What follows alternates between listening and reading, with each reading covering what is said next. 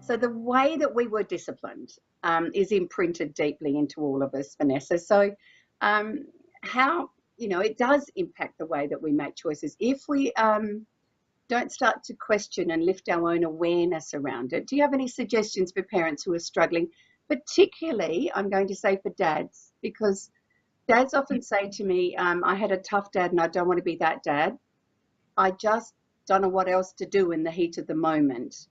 And so with any easy sorts of things that they can say, knowing that this is actually quite normal for us in a compulsed state and a stress state to revert to something that is deeply known to us. What can they do?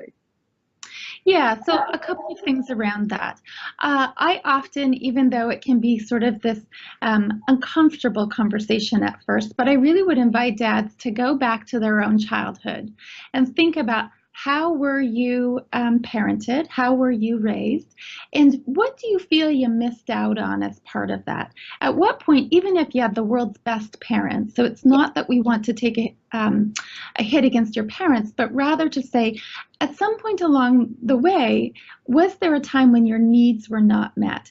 And the reality is that as a parent now, you are very likely to fall into those same wounds, those same holes. And so when you can call that into your consciousness to be aware of what it was that happened for you as a child and where you missed out, then you'll know right away the landmines that are kind of out there for you as you begin on your own parenting journey. And just by simply calling that into your awareness, you're already so many steps forward.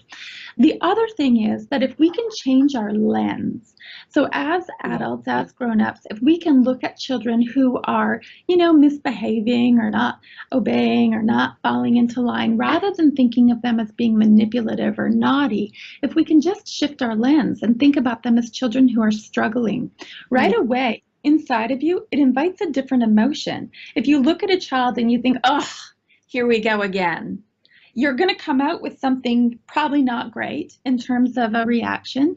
But if you can invite inside yourself this shift in lens to look at them and say, oh, you're having a hard time. Yeah. You're really struggling right now. It just changes the energy about it. And you'll find that you flow into the moment with a little bit more compassion and empathy on board. Compassion and empathy, that they're two of the really big messages that I did get from your seminar that time, which is exactly why I'm bringing you to my beautiful Australia. Just saying thank you for coming, for giving up part of your life to come to over here and chat to my Aussie families and educators. And we so look forward to seeing you this coming March. Woo woo! Woo!